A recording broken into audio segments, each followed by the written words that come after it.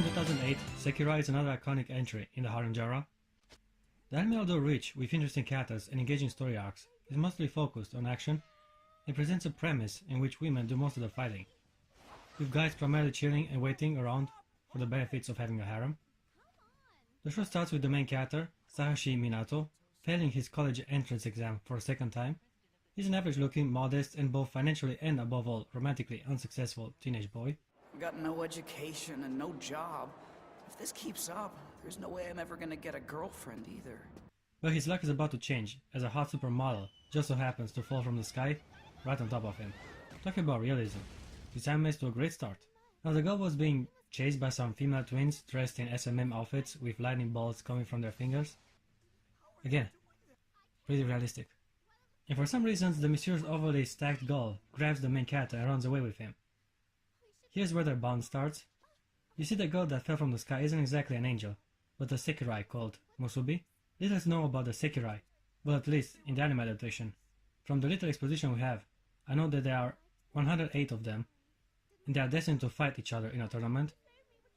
Not the most original premise, but the show tries to make it more engaging by adding a few new elements to an overused premise. First of all, Sekirei are human look-alike mysterious life forms, discovered on an alien ship from an island that emerged from the depths of the ocean. Secondly, to fully reach their combat potential, they have to emerge, and for accomplishing that, a Sekirei has to find an Ashikabi, which is a random civilian that resonates with them. Minato just happens to be Musubi's fate encounter, and she quickly seals the deal with a kiss. Okay guys, the anime is very abundant with fanservice, and each episode has its fair share of nudity. So I don't know how much I'll be able to show, but if you're a fan of anime tits, I give Sekirei right now my premature approval. Anyhow, imagine the excitement and fortune of having a hot combat-ready G-Cub model as your partner. Well, that's the reality Minato suddenly woke up to, as the girl from the sky now shares his apartment. Let's take a look at their personalities. Usually the main chick is a tsundere that punishes the protagonist for every accidental or intentional pick at her bursting goods. But in this instance, Musubi is actually a very supportive, feminine, and optimistic girl that helps the main character overcome his doubts and insecurities. You're wrong. You're incredibly special. You being you is what makes you special, so never forget that.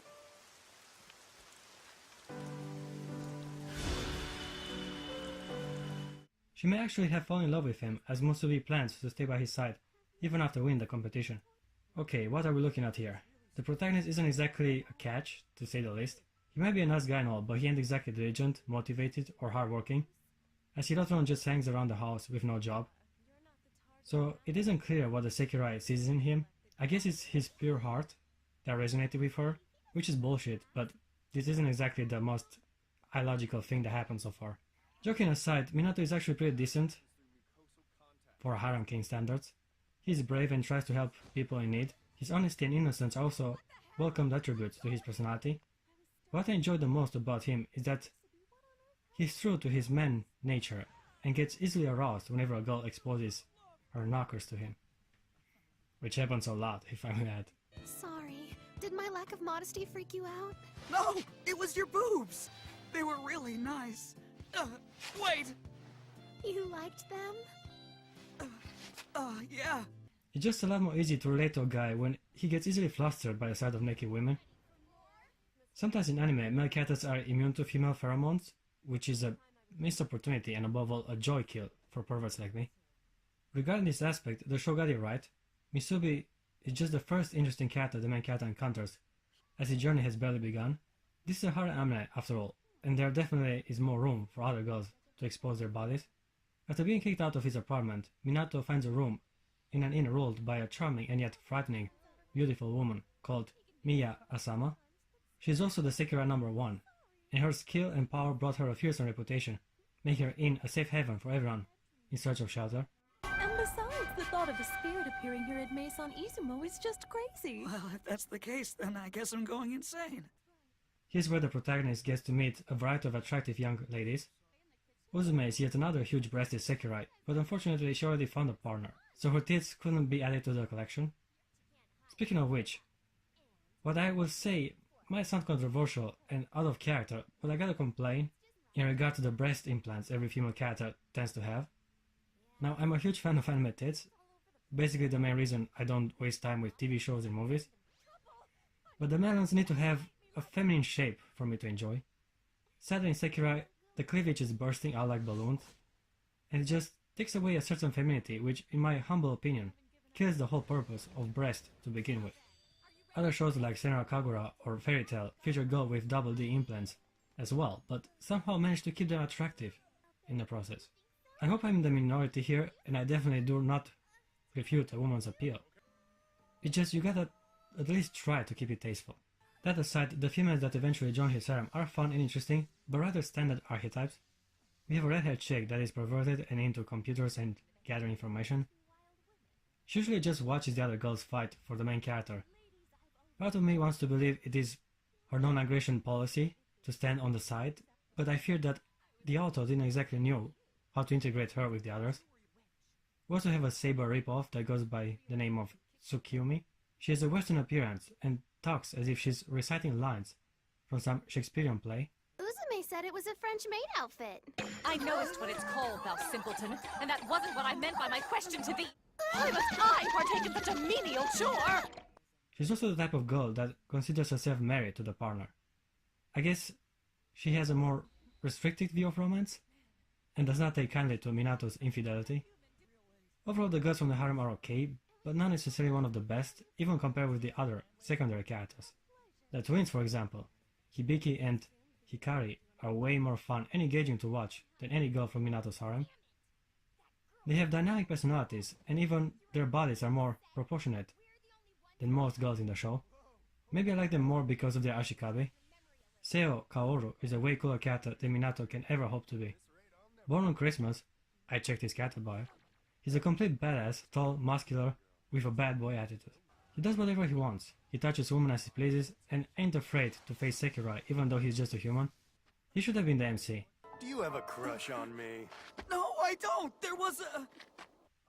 Seo kinda resembles Dante from the Devil May Cry franchise, being a broke freelancer with two hot females, sidekicks, and helping a not so cool version of him to survive. Huh. Well, Nero wasn't around at that time, so I guess this is more or less a coincidence. Anyhow, weirdly enough, I was more interested in the side story of more episodic characters. For example, Yukari Sahashi is the main character's little sister. She's energetic, ambitious and confident, a strong contrast to her brother. We couldn't have had a harem anime without a childhood friend, cousin or sister to at least make an appearance. But that said, Yukari has more to do than just bring provocative clothes for Musubi. She actually has her own story arc that runs parallel with the one of her brother. She also runs into a Sekirei, and by the end of the show becomes his ashikabe. That tousled hair, those eyes, those lips. Oh my god, I found one! What I also liked about the show is that it was, to a certain extent, planned out from the beginning. Little by little it's later on revealed about the origin of Sekirei, the meaning of their symbol, and the fact that they are not necessarily female to begin with. The show did a decent job of building a world that works well with the story. Sadly, this brings me to some negatives. The main story and the action is where the anime disappoints. The fighting isn't visually impressive enough to catch my interest, which is to be expected, we are talking about a harem anime after all. But its greatest flaw is that the story didn't manage to make me care for what's happening on the screen. I do get the motivations and reason behind every conflict. I find myself just passively observing with no investment, and I blame that on the story. The female plot might be strong, but the narrative one is weak. Maybe the first season didn't adapt enough from the source material to give us a more cohesive experience, as the story presents very little of the Sekirei tournament. The show stops in the middle of the second phase, right after 90% of Sekirei emerged. To add to the confusion, Tsukumi acts completely irrational for a cheap way to further develop her character. She is crazy loyal to her ashikabe, even calling him husband, yet she refuses to help in an operation that endangers his life. They were, in her opinion, breaking the Sekirei code, but was she actually willing to risk losing her partner? Just, it didn't make sense to me. And not to her, as eventually she comes to her senses and jumps to his rescue. One more thing before I close. If you have a show about boobs and panty shots, don't try to make it emotional. Tragedy and themes like death, loyalty and purpose does not go well with immature exposure of comically over-sexualized female bodies. You gotta have a more tasteful thematic approach. Even if a girl gets naked in a fight, which isn't exactly outside of reason, the obvious boobies to body ratio disproportions makes it impossible for me to take what's happening seriously. And it's a shame, because the show has potential. Thank you. So you're ready I'm to seriously intrigued by the rivalry of the black Sekirei, Karasuba, with the authentic personality of the main girl, Musubi. These chicks have a history, and their conflict was teased just enough for me to try to find out more about it. Also, I think it's kind of funny how Musubi has split personalities, one childish and innocent, the other mature and dangerous. Again, I'll finally it. Okay guys, this is Sekirei, and I gotta say I'm willing to try the second season. As I previously stated, the secondary characters are captivating, and I'm curious to see how it all unfolds later in the competition. I give Sekirei a 7.1 out of 10. This is a good example of the harem genre, with some structural problems and underdeveloped characters, but overall an enjoyable, easy watch. I believe that as long as we're committed to helping each other, absolutely nothing is impossible.